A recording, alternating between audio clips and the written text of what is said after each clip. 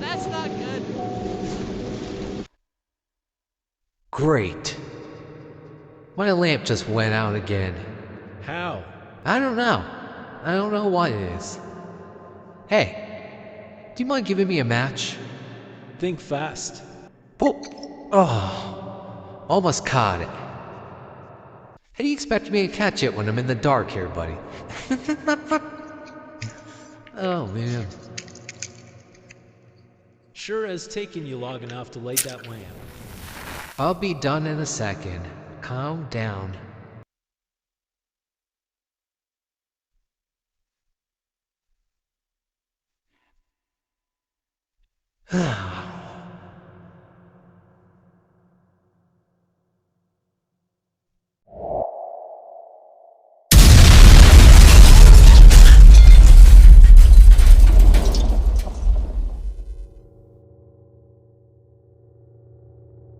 Unfortunately for many anthracite coal miners, while doing their job underground, they were alive and well, and then in the blink of an eye, they were just gone. One such example of this sad reality that occurred over and over again during the historical anthracite coal mining period comes to us from this newspaper article. The Daily Union Leader, Wilkes-Barre, Saturday evening, October 28, 1882, and it's titled, The Deadly Damp. Fatal Explosion in the Pine Ridge Shaft. A terrible explosion of gas occurred in the Pine Ridge Colliery of the D&H Company at Miners Mills yesterday afternoon.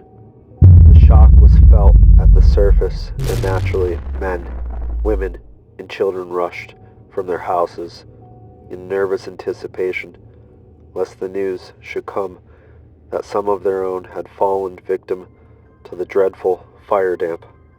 A large number of men were at work in the mine, and immediately after the explosion, everybody outside was quite anxious to know in what part of the colliery and how the accident had occurred.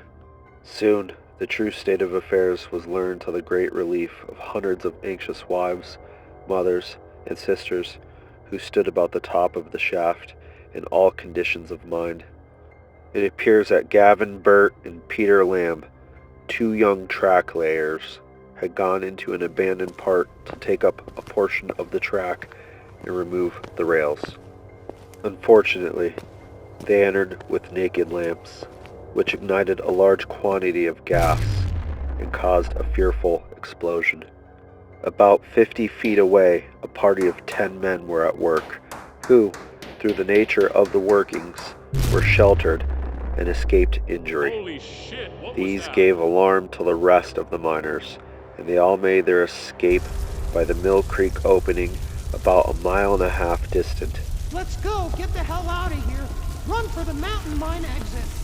Holy shit, the mine's on fire. As soon as possible, the explosion party went down in search of the two track layers. Reports were rife that the mine was on fire, and so it proved. Pails were in great demand, and everybody in the neighborhood contributed what they had. Cars were made watertight and lowered down the shaft. Finally, the flames were subdued, and at 7 o'clock, the dead bodies of Burt and Lamb were found horribly disfigured by the fire. That was the end of the newspaper article. Man, that was graphic. So I remember reading years ago that the two men that were killed were 15 and 16 years old respectively. Such a shame that 2 young lives were taken that day. So how did this all happen? In the beginning portion of this video, you saw me light that teapot oil wick lamp. That was an authentic, period-correct brass lamp, similar to the ones that they were probably wearing on their heads during the time of that explosion. The teapot oil wick lamp was a very basic, rudimentary form of lighting, and also doubled as a safety detection device for black damp. Regular viewers of my channel will know what black damp is. It's a depletion of the normal atmospheric oxygen percentage. This occurs due to the oxidation of the coal once it's open to the open atmosphere. Due to this process, a buildup of carbon dioxide and nitrogen can greatly diminish the air quality in the mine. You cannot see, taste, or smell black damp. Black damp will actually suffocate you, and that's why it's also known as choke damp. These teapot oil wick lamps could detect the black damp easily. Normal atmospheric oxygen percentage is around 21%, just slightly under that in fact. So anything under 17%, the flame cannot burn and it will go out. So if your teapot oil wick lamp all of a sudden went out, you knew that there was a possibility of black damp. Well, that wasn't the only deadly gas that you could encounter while mining anthracite coal. An extremely dangerous gas known as methane was also present. You might know methane by its other name, natural gas. You're probably asking yourself, how does methane or natural gas get into a coal mine? Well, you see, that's part of the coalification process. There was a possible deadly secret hidden within the coal vein itself. This hidden secret dates back to when the coal was first being formed. As you may know, coal was once vegetation. That vegetation eventually would die and then be buried in wetlands. Because the vegetation was underwater, oxygen couldn't decay the vegetation like it normally would on the surface. The long and complicated process geologically of the anthracite formation now occurs over X amount of millions of years. This is called the coalification process. So a byproduct of the organic material turning into coal is in fact now methane gas. And that gas is just sitting in the rock strata around the coal, waiting silently, patiently for something to set it free. Insert the American Industrial Revolution. And now men are going underground, mining the coal and liberating that natural gas that has sat trapped for millions and millions of years. Also, like black damp, methane cannot be seen, tasted, or smelled. It is in fact another silent killer. Candles would have been the first form of illuminating a coal mine. The teapot oil wick lamp was a slight upgrade over a candle.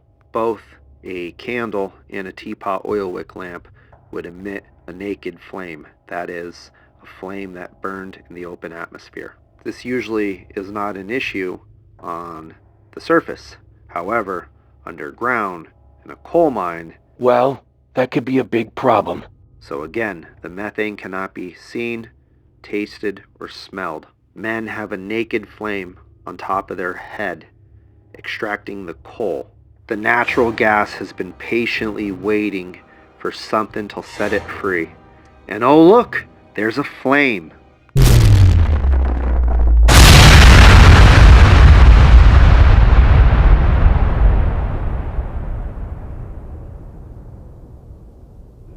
Unfortunately, this basic physics lesson would cost, undoubtedly, many thousands of men their lives.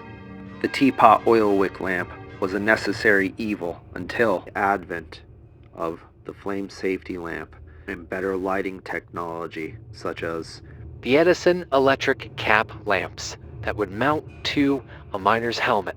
until naked flame lamps were rendered obsolete.